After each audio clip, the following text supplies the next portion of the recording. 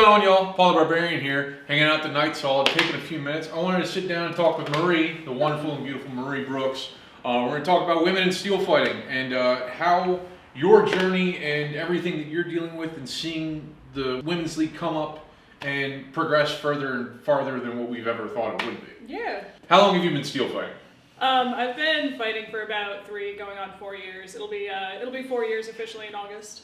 And you're teaching classes here at the hall? Yep. I facilitate our Wednesday night fitness class and striking class that happens that night as well. And I also run the Saturday morning women's practices. You've been in the sport. You also fight intramural with all of us. You fight guys. I mean, I've stood across from you in the lists, and I've also coached you. How do you finding coming into the sport and fighting with the guys? What has been some of your biggest hurdles? You know, it's been a lot of fear, as it's going to be, because I'm like 5'5", 5'6", 160 something pounds, and most of the dudes that I fight are twice my size, both tall-wise and wide-wise. And so it's been getting over the size hurdle, just purely knowing that they have that much height and weight on me, and knowing there's that much of a difference.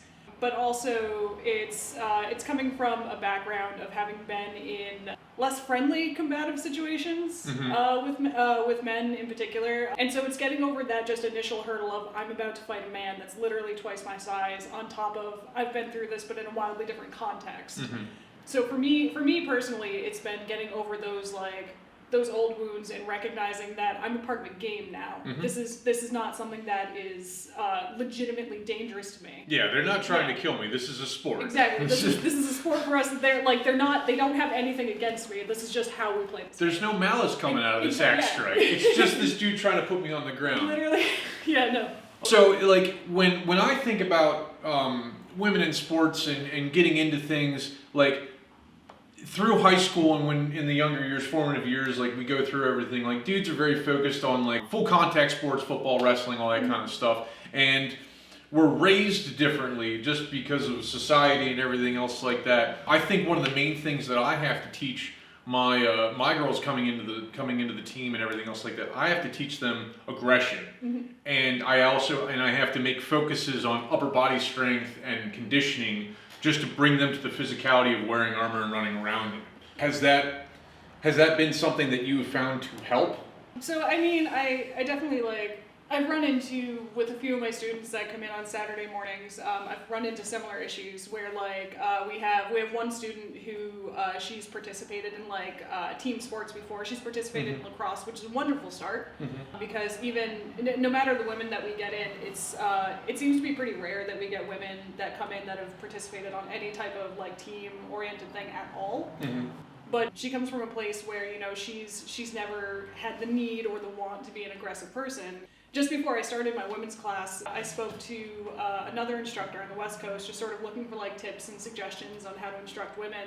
And she had said that there are going to be times where you're going to have to pull one of your students aside because they're going to be a little timid about, you know, hitting a thing. So you're really going to have to give them the permission to hit something, to be aggressive with something. And what I found with this student that I'm talking about in particular is that she didn't just need the permission to hit something at all, but she needed that guidance. She needed that permission to hold a stick with authority.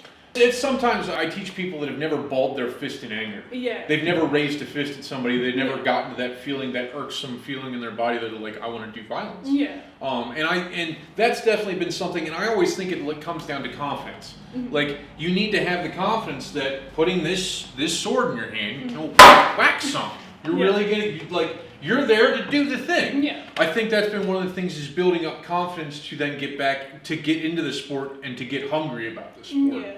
And there's 2 or 3 teams across the state that are really hungry, women's teams that are really hungry for doing sports stuff and they're training hard and everything else like that. I feel that sometimes women get pushed to the side in things. Yeah. And it really peeves me. And I'm really glad that we have a good focus going forward on building the women's teams and the women's leagues. Yeah. So, top 3 things that you would say to the women out there that want to get into steel fighting. What do you think are the top 3 things about getting into the sport? I think first and foremost,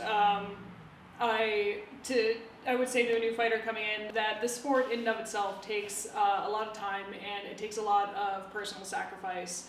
And so it's 100% okay to come in and say, I want to go to BOTN, or I want to go to IMCF, or I want to go to whatever. That's perfectly fine. But you have to be realistic with yourself and with the amount of time and effort that it's going to take in order to achieve those goals. So you really have to be willing to make some personal sacrifices in order to train hard enough to achieve those goals. Second, it doesn't matter where another woman or another female team is from. At the end of the day, the women's community, the women's fighting community across the United States is small. Like we are Tiny. we are.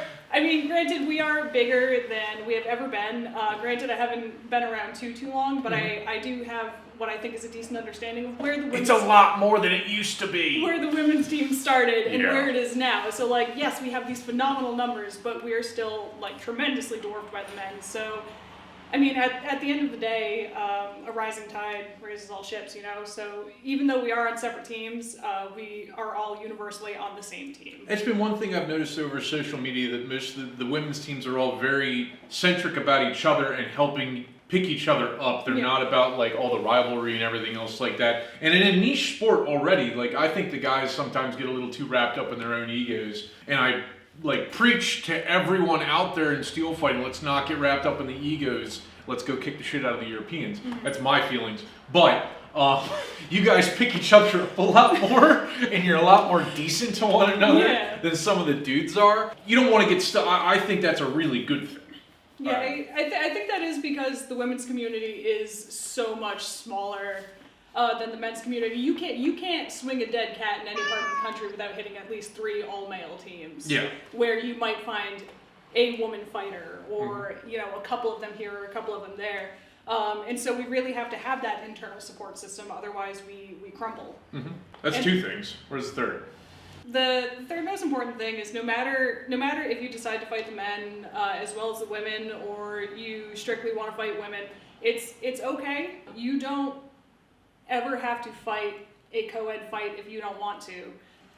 Some people have that choice, some people do not, but regardless, that's entirely up to you. When I came into the sport, I thought I was only going to be able to fight men, but I am fortunate enough in my location that, you know, I have the option, where I recognize that some people don't, but that's an entirely different conversation. But more what I'm getting at is, no matter who you end up fighting, no matter how hard you may win or lose, you have to get back up and you have to continue. Like, this is a very niche sport for a very particular type of people that at the end of the day, we all share the same love for this stupid game. We like smelling ozone. I think that's like when the steel hits steel, I think that's like the most addictive part about this I am sport. here for that CO2 backwash in my wolf rib. CO2 backwash. What's your wolf rib blowing back on you too? There's one. I will say to that, as newer people coming into the sport, and especially women, if you get your shit kicked in, all that's going to do is make you better. I don't say just weather through the axe blows and take a broken clavicle or something stupid like that. That's a collarbone for us uninformed. I'm one of those uninformed. Person don't know the medical terminology. Medical terms. Clavicle, bravicle. So it definitely helps build you. I mean, you've had your ass thrown around. You've come back stronger every stinking time. Hope is great, but remember and be realistic, but keep pushing. I think that's a big thing. Like, people go for 6 months, they go really hard, and then they fall off because they got their asses kicked a couple too many times, and they're like, I don't want to do that anymore, kind of thing. I think having a little bit of grit in your fucking crawl really helps.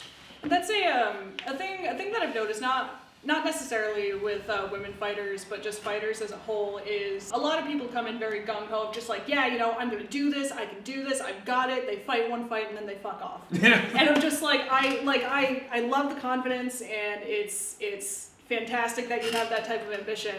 But I think coming into the sport, you really need to be realistic with yourself, and just like, you know, I'm gonna try this, and if I like it, I'll continue. Not, I'm gonna do this, I'm here for it. Yeah. So like having a realistic expectation would be cool. But really, I guess to summarize, the third thing that I would want to say to a female fighter coming in is, no matter how hard you get your ass kicked, no matter how hard you think you lost, there is that internal support system of other female fighters who have also been there, who have also got their ass kicked, who have maybe only had men to train with and have had a difficult time training with them because of it, or whatever the case may be. If you are willing to grit your teeth and stand back up and go back to training and get into kit and go for another fight, then at the end of the day, it's only going to make you better. And you'll find a deeper and more involved and more loving community as you keep going. It's definitely a thing. I think community being as small as it is, I think we all try to pick each other up as much Of as course. humanly possible. Yeah. And if you come across some chauvinistic pig that wants to try and tell you that it's only a dude's fight, punch him in the fucking mouth. Yeah, and that's the thing. That's the thing that can be super off-putting. Is that from the outside, the sport as a whole looks very much like it's a boys' club, and it can be very, very off-putting. But it's really just how it looks. From an objective, there are very few. From an outside point of view, it does look really machismo, chauvinistic Yeah. shittiness, just because it's mainly dudes out there fighting. Yeah, but that's the thing is once you've stepped into the community, there are very few pockets that you will find that actually feed into that sort of persona. You The know? steel community polices its own. We kind of try to keep track of who all's being a real dick and who all's not. For maybe it's a lack of experience. Maybe I've just been very fortunate. But for every one shitbag that I've run into 4 or 5 other dudes that are fucking phenomenal. There's always bad apples in every bunch. But fuck Yeah. that. I want to thank you for sitting down and talking with me. I sat in on your class and saw how you were treating your women. I'm going to take parts of that back and I'm going to use that for training my women because there's a couple of girls down my way that want to do some crazy steel fighting. I want you guys to check out the LINKTREE. I'm going to put links in the description below. Check out the Night Hall. We're doing all kinds of stuff. I want to thank Marie for being beautiful and gracing the screen with me. It's a lot nicer to look at her than me. He's pretty too. No, I run into walls. Everybody asks me how tall I am. I'm like 6 foot stupid because I keep running into shit. I want y'all to be safe, but I also want you to get vicious or get the fuck out.